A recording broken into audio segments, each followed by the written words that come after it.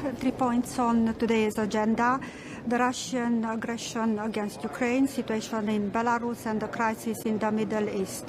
I'm glad that the proposal I made with several foreign ministers to have an exchange of view with Secretary Blinken will materialize today.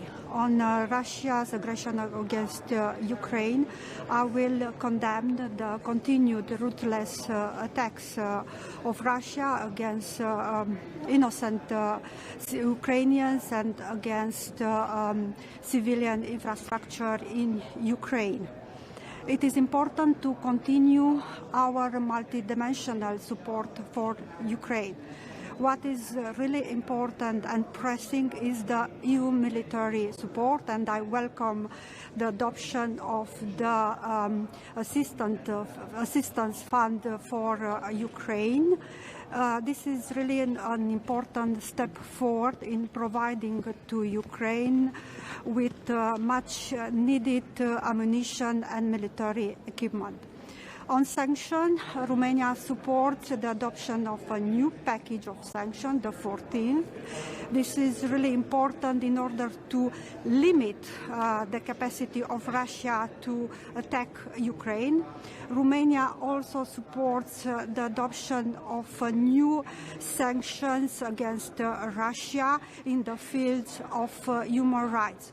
On the results of the presidential election in Russia, no need to comment.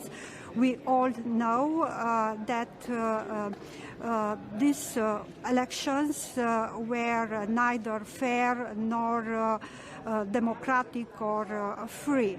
Romania condemned the organization of Russian presidential elections in illegally and annexed territories in Ukraine, but also in regions of Republic of Moldova, Transnistria, or of Georgia, South Ossetia, and Abkhazia.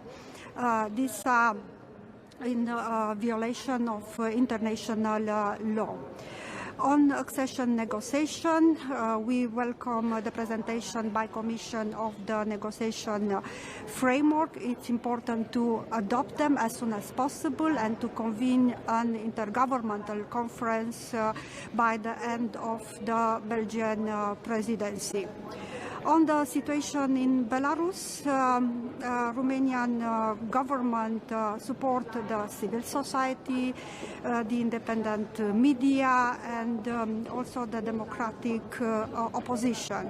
We are deeply concerned about the tight control over the civil society and also on the repression of the opposition in Belarus. On the Middle East situation, on the Middle East crisis, the immediate release of the hostages and also the terrible humanitarian situation in Gaza are at the core of our great concern. It is also important to support the diplomatic efforts of our partners in the region, Qatar, Jordan, Egypt, but also US, in order to find diplomatic solutions in order to lead to a sustainable ceasefire. On the humanitarian situation, the Romanian government has sent recently a new tranche of humanitarian aid to the Jordanian hospital in Gaza. We also support the Cyprus initiative in opening the maritime corridor to Gaza. Thank you. Minister, just one question, please. Concerning the humanitarian help that you mentioned, the maritime corridor will take long time to operate fully. What can you do to put pressure on Israel to access or to open the access for the humanitarian aid?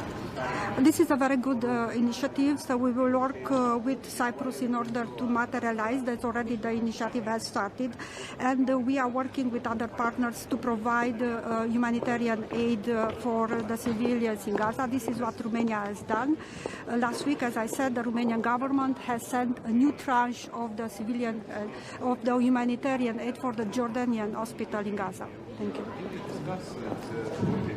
statement of some European leaders which call to deployment military in Ukraine. Maybe you will discuss some one voice how you could communicate this issue, because one leader says that they ready to deploy, others say that it never will be like this.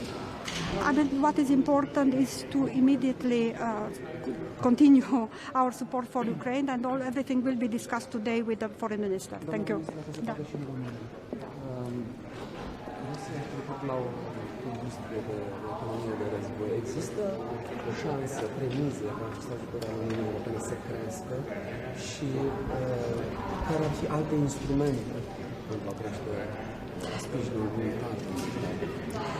Sprijinul pentru Ucraina multidimensională, inclusiv în ceea ce privește sprijinul militar, rămâne o prioritate pentru Uniunea Europeană și pentru statele membre.